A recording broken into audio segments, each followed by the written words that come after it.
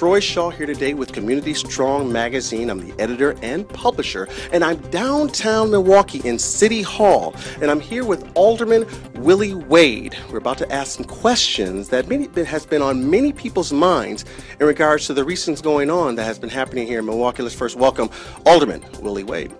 How you doing? It's great to actually have you on the program here today. Now, there's some things that have been happening here over the course of the last couple of weeks. And first and foremost, we're very thankful for you to be on the program to discuss these. But when I say the name Derrick Williams, what comes to mind? Tragedy. Tragedy from a standpoint that a young man had passed away in the back of a squad car while being detained by police officers. Now, this particular tragedy, how exactly are individuals within the Common Council handling the situation, please? Well, when we first found out about it, which was over a year ago, probably less than a week after we found out about it, Alderwoman Coggs and myself put forth legislation that would have the police department come to the Fire and Police Commission and report on any situations where someone died within police custody. So that legislation went forward and it passed. They do it every 6 months, anytime we have a situation like that. And that was because this incident happened, and in the future we wanted it to be known by the public exactly what happened, what the details were, what the facts were, and we wanted it to be in a public setting. So that was the first step, and that happened maybe a week after we found out about the death in police custody. Okay. Now, you stated that you found out about a year ago, am I correct? Yes. At that time, I don't know whether or not the video had been made available, but at that time, did you see the video? No, I didn't see the video until September 24th. Relatively around the same time that everyone else probably saw it online. It was later. I had just come from Washington, D.C., representing the city of Milwaukee, and I came into my office that Monday, and Alderman Hamilton asked me if I saw it. I said I had not, and he showed it to me in his office.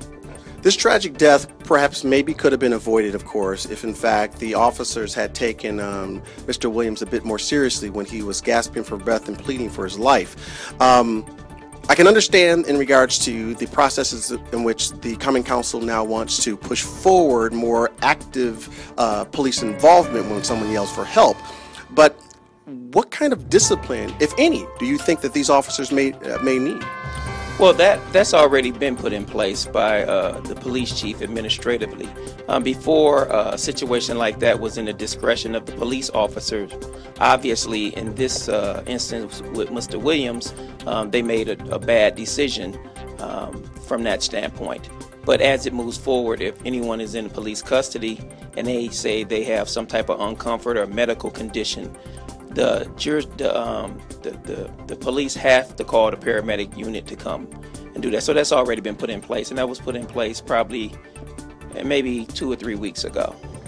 Well, we here at Community Strong are very thankful, of course, for you allowing us to ask you questions in this. But there was one particular question that one very concerned viewer of our broadcast had asked us, and he says, could you please ask the alderman, where are the drums? And where is the outrage that we have seen in past administrations in the Common Council? Where is the outrage in that particular light, visibly? Well, the outrage is, from our standpoint, is coming from what we can do legislatively. This is a legislative body. As you may know, just yesterday, the U.S. District Attorney has come in and said they will investigate this case. But that was initiated by a letter that we sent to them on the 24th when I first saw it.